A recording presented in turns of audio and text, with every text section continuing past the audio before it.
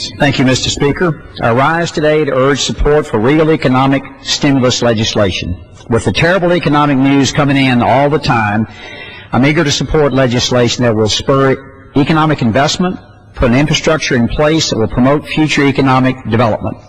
Folks in East Tennessee will tell you that the bill the House passed last week is a bad bill. It's bloated by wasteful spending. Back home, we're adapting to this troubling economic climate by tightening our belts and clamping down on unnecessary spending. People are understandably upset that the federal government's reaction is exactly the opposite.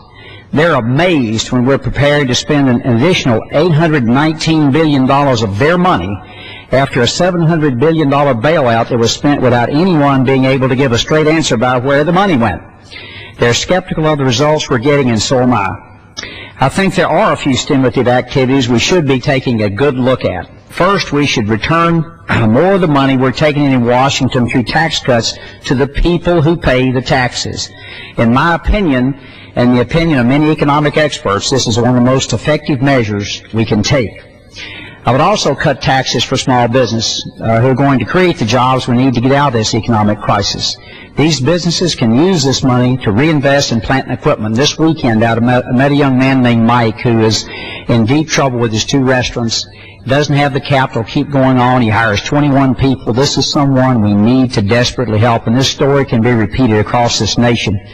To those who have been put out of a job, I'd eliminate the taxes on unemployment insurance. It's so counterproductive to provide these people with benefits only to turn around and take part of the benefit right back. It doesn't make any sense. As a former mayor, I'd also encourage meaningful infrastructure investment focused on improving our nation's roads, sewers, and education. I know from my experience that these improvements lay the groundwork for future economic development that will benefit our children's generation.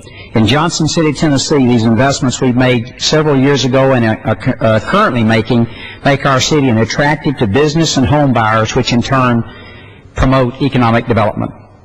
I hope the majority party will take these suggestions and incorporate them into their package so that the next bill we consider on the House floor will be an American stimulus package, not a Democrat or Republican stimulus package. Thank you, Mr. Speaker.